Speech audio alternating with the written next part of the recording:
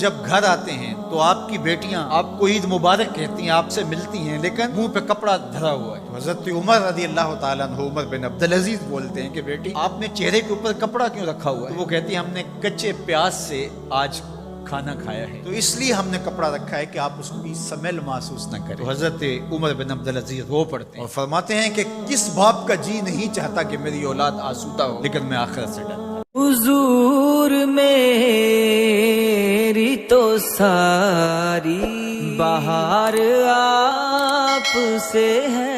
حضرت عمر بن عبدالعزیز جو کہ اموی خاندان کے چشم و چراغ تھے، لیکن ان کا مزاج سب سے ہٹ کے تھا، انوکھا اور نرالا تھا۔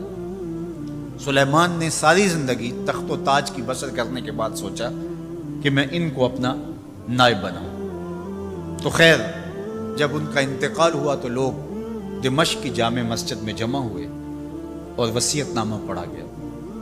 تو حضرت عمر بن عبدالعزیز کھڑے ہوئے، فرمایا لوگوں، نہ تو میری منشا تھی کہ مجھے خلیفہ بنایا جائے اور نہ مجھے اس بات کا علم تھا، یہ میری منشا اور آپ لوگوں کی مشاورت کے بغیر کیا گیا ہے، میں اس سے دستبردار ہوتا ہوں، آپ جس کو چاہیں اپنا خلیفہ مقرر کر لیں۔ تو لوگوں نے کہا آپ ہی ہمارے امیر ہیں، آپ ہی ہمارے خلیفہ ہیں۔ تو آپ نے فرمایا کہ جب تک اللہ کی اطاعت کرتا رہوں تب تک تمہارا خلیفہ رہوں۔ اور پھر آپ نے حکم نامہ جاری کیا کہ میری جتنی جائیداد ہے ساری بیت المال میں جمع کروائی جائے، اور جتنے بھی اموی شہزادے تھے ان کی جائیدادیں جو لوگوں کے ضبط کی ہوئی تھی سب کو بھاگ سرکار ضبط کرنے کا حکم نامہ جاری کیا۔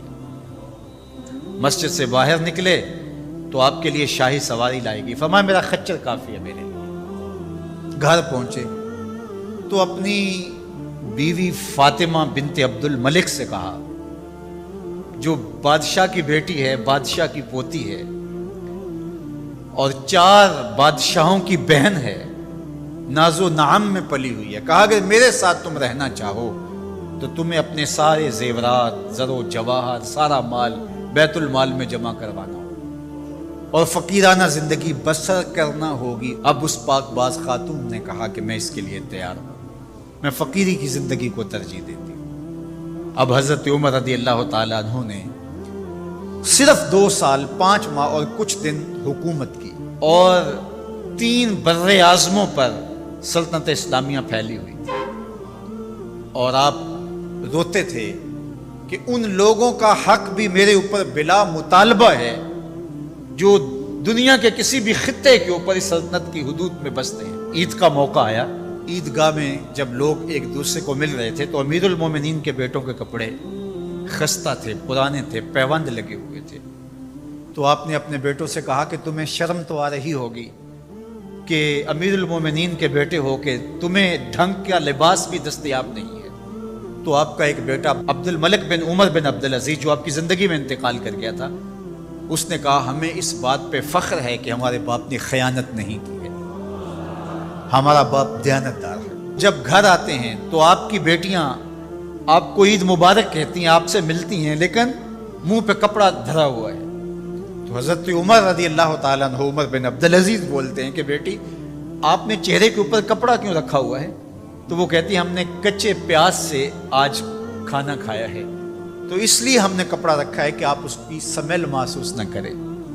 تو حضرت عمر بن عبدالعزیز رو پڑتے ہیں اور فرماتے ہیں کہ کس باپ کا جی نہیں چاہتا کہ میری اولاد آسودہ ہو، لیکن میں آخرت سے ڈرتا ہوں۔ حضرت عمر بن عبدالعزیز رضی اللہ تعالیٰ عنہ کے 2 سال 5 ماہ اور چند دنوں کے اندر ایسا عدل پھیلتا ہے کہ لوگ کہتے ہیں ہمیں لگتا تھا آسمان اور زمین کے درمیان ترازو گاڑ دیا گیا ہے، ہر شے پوری پوری تولی جا رہی ہے، اور اتنی خوشحالی آتی ہے، اتنی خوشحالی آتی ہے، لوگ زکوٰۃ کے پیسے لے کے نکلتے ہیں، کوئی زکوٰۃ لینے والا نہیں ملتا۔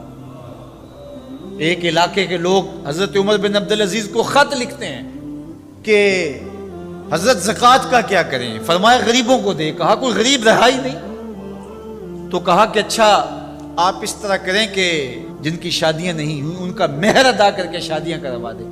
تو وہ جواب میں لکھتا ہے یہ بھی ہو چکا۔ تو کہا لوگوں کو قرضہ دے دیں۔ کہا کسی کو قرضے کی ضرورت ہی نہیں ہے۔ تو پھر فرماتے ہیں اچھا غیر مسلموں کو قرضہ دیں تاکہ وہ کھیتی باڑی کر کے زراعت کے کام کو بڑھائیں۔ یہ عمر بن عبدالعزیز کا دور ہے۔ عدل پھیلا، نور پھیلا، روشنی پھیلی۔ شہزادگی کی زندگی سے ایک دم اپنے آپ کو ایک چھوٹے سے کٹیا کے اندر محدود کر دیا۔ اللہ اکبر۔ حضرت عمر بن عبدالعزیز رضی اللہ تعالی عنہ مسلمانوں کے نامور خلیفہ ہے، اور ان کو ان کے عدل، ان کے انصاف، ان کی سادگی اور ان کی زندگی کے اس خوبصورت طرز کی وجہ سے عمر ثانی کہا جاتا ہے۔